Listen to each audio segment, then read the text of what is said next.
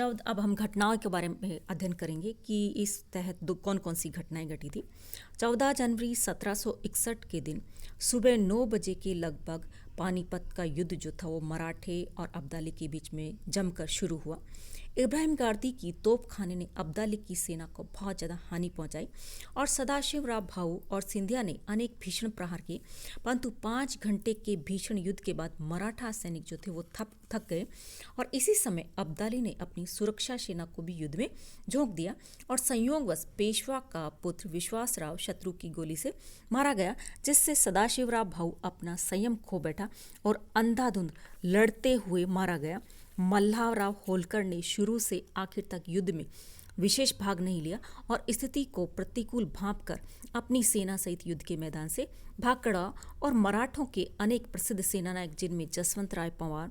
तुकोजी सिंधिया भी शामिल थे, युद्ध में मारे गए और इब्राहिम गारदी और जनकोजी सिंधिया घायल अवस्था में बंदी बना लिए गए और भागते हुए हजारों मराठों सैनिकों को बंदी बना लिया गया और भीषण हत्याकांड के बाद अब्दाली और उसके समर्थकों ने मराठों के ऊपर निर्णायक विजय प्राप्त कर ली थी।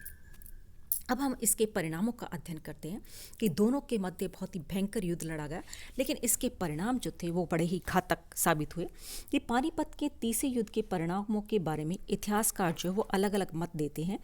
जिसमें सुप्रसिद्ध मराठा इतिहासकार सरदेसाई जो है उनका मानना है कि इसमें संदेह नहीं कि जहाँ तक जनशक्ति का संबंध है उन्हें इस युद्ध से बहुत ज़्यादा भारी हानि पहुँची, पर इसके अलावा मराठों के भाग्य पर इस विपत्ति का वस्तुतः कोई प्रभाव नहीं पड़ा। नई पीढ़ी के लोग शीघ्र ही पानीपत में होने वाली क्षति जो है उसकी पूर्ति करने के लिए उठ खड़े हुए थे।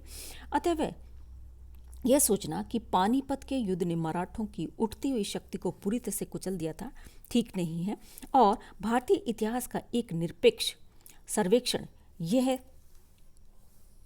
दिखा देता है कि बिना किसी प्रमाण पर आधारित वीरता तथा गौरव का ये दावा कितना कमजोर है। इस भयंकर संघर्ष में मराठों को बुरी तरह से मार खानी पड़ी और संपूर्ण महाराष्ट्र में शायद ही कोई ऐसा सैनिक परिवार बचा हो जिसने पानीपत में अपने पवित्र संघर्ष में अपने लाल की कोई आहुति ना दी हो और अनगिनत सैनिकों और गैर सैनिकों के साथ साथ पेशवा की आशाओं का केंद्र विश्वासराव, महान सेनानायक सदाशिवराव भाऊ, योग्य एवं पराक्रमी सेनानायक जसवंतराव पवार, तुकोजी सिंधिया, इब्राहिम गारदी आदि के खोने से पेशवा बाजीराव जो था उसका हृदय टूट गया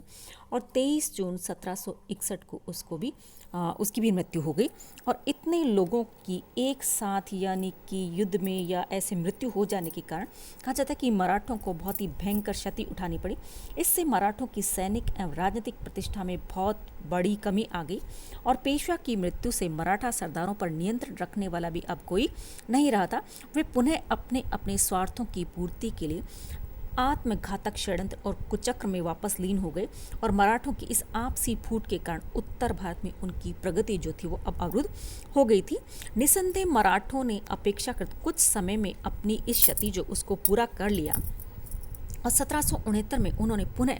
नर्मदा को पार करके राजपूत शासकों, रोहिलों, जाटों आदि से कर वसूलना शुरू कर दिया और बाद में सिंधिया और कुछ समय के लिए मुगल सम्राट का संरक्षक बन गए, परंतु फिर भी वे उत्तरी भारत की राजनीति में अपना स्थायी प्रभाव जमाने में सफल नहीं हो पाए। जहाँ तक अफगानों का संबंध है उन्हें भी इस विजय से कोई लाभ नहीं मिला। अहमद शाह इस विजय का लाभ उठाए बिना ही स्वदेश लौट गया और इसके बाद उसने फिर कभी भारतवर्ष के किसी भी मामले में कोई भी भाग नहीं लिया था। पानीपत के युद्ध का महत्व एक भिन्न दिशा में निहित है कि 18वीं शताब्दी के मध्य में दो शक्तियां मराठे और अफगान भारत में सर्वोच्च सत्ता को प्राप्त करने के लिए संघर्षलीन थी और पानीपत में जहां मराठा शक्तियों को जबरदस्त धक्का लगा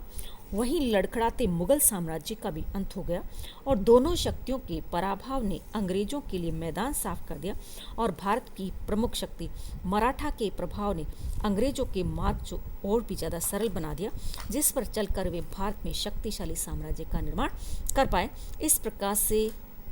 पानीपत का युद्ध भारतीय इतिहास में एक मोड़ या निर्णायक बिंदु जो लेकर आता है।